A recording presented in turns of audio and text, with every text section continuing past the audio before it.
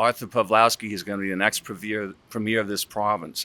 He's our best hope because he's proven himself when the chips are down. He will stand up to bylaw, to AHS, and to Calgary Police Services. And guess what? Now that Justin Trudeau has unrolled his insane war against nitrogen gas, showing climate action to be as insane as it always has been, we need a man who's going to stand up to government arm's length agents, de facto laws that are unlawful and crooked. Artur Pawlowski is a man I'm excited to be here tonight to see his official debate.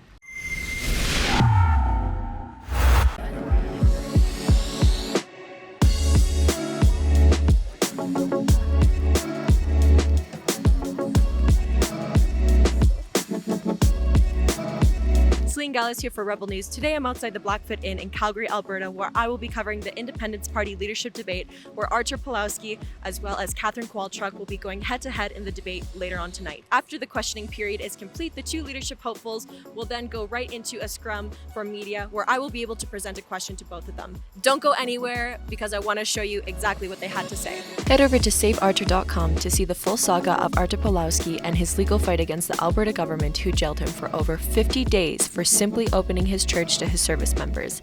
Now back to the report.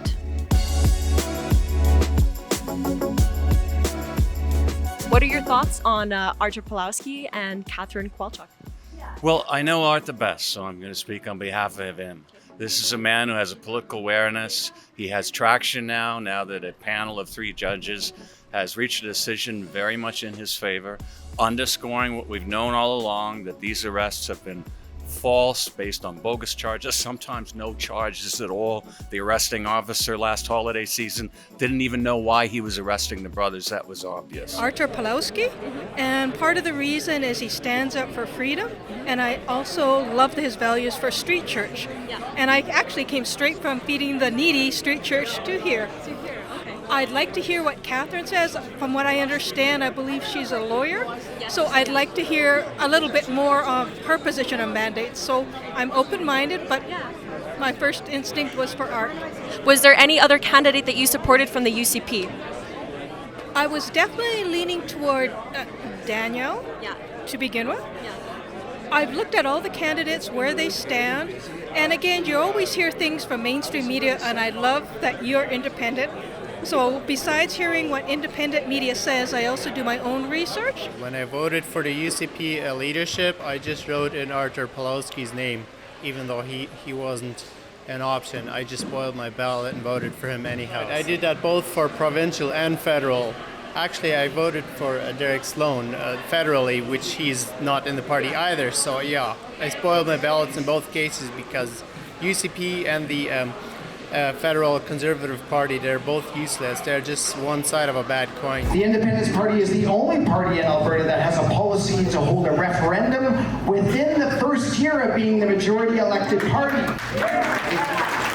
And this party is more than just a political vehicle. It is the freedom movement that's happening right now. We were a part of the Alberta Prosperity Project, and that's great. That's a great educational vehicle, but we wanted to move over to something more political. So that's why we're here with the political vehicle. We as a society, I think, have to figure out what it is that we are going to do. Okay, we know that the World Economic Forum, the UN, these globalist institutions are taking over the world, and they've infiltrated our governments.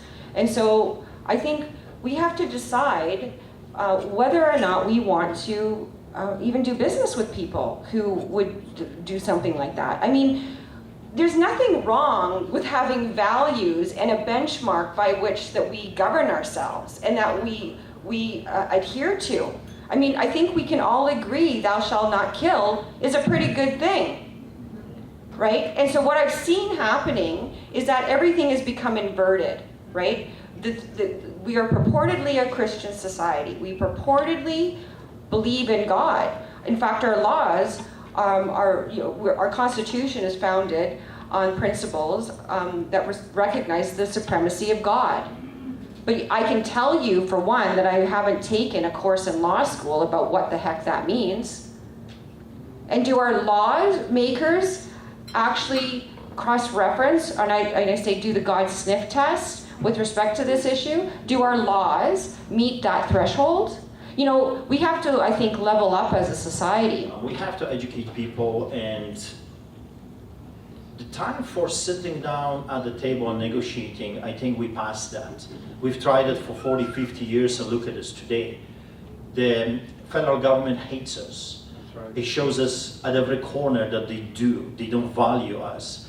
It's like a battered woman that has been raped repeatedly over and over again, and the husband comes home and steals everything, and then she has to take care of her children on her own. That's Ottawa and Alberta. We have been doing this for a very long time, and look at us today. Sometimes there must be a time when you say enough is enough, and who's going to do it? You need strong voice. You need a warrior type of a character that will say to those devils, enough is enough, not an inch. How will you convince the people of Alberta who may have differing religious or political views that separating from the rest of Canada is more than a pipe dream? Well, I think it's going to be easy because when you spend time to actually look at the benefits of independence, and I kind of said this tonight, you know, imagine waking up tomorrow and the federal tax, the federal income tax that you would normally remit to the federal government stays in your jeans. That's the kind of change that we're looking at. Imagine filling up without the carbon tax. Imagine, producing our resources. Imagine a life where government is truly out of your business, right? That's the kind of Alberta that I'm advocating for, and that's what I think I will bring to this table, because I not only have the tenacity, but I think I have, the necessary skills that will convince Albertans that this ultimately is the right path for Alberta. Well, I remember when Stephen Harper lost the leadership and he was no longer the prime minister. I remember watching him, and the only focus that he had was on economy. And I remember commenting with my friends and my wife, and I said, look, what about people like us? Money is not everything. What about moral standards? What about faith? What about our children, our family? I mean, you can live in a golden cage, but you're still a slave. Those were the thoughts that I had, and I remember I said to my wife, he lost, because he has forgotten about the rest of us. They were really thinking the money was everything, but there are certain things that are more important than money. Money are important, of course, but money is not everything. So faith is crucial to many people, and they have been ignored by every party that there is. So as a pastor, obviously, I'm going to bring that into the table. I'm going to respect their faith, because I have been respecting their faith for 23 years of me doing what I do on a regular basis. I feed, as you know, homosexuals on the streets. I feed transgenders. I feed Muslims. I feed Punjabis. I feed atheists, rich, the poor, the good, the bad, and the ugly. I don't care where you are at this moment. If you're standing in the lineup, that means you need the necessities of life. And my job is to provide that to you as a pastor, as a politician, as a premier, let's say. I'll just have more people to take care of. And there you have it. I hope that you've enjoyed the content that we were able to make today, and that you liked hearing what both candidates had to say in regard to the question that I asked them earlier. For the full report, go to saveartur.com, where you can also check out the full saga that is all Pastor Artur Pawlowski. I'd like to thank you so much for tuning in. For Rebel News, I'm Selene Galas.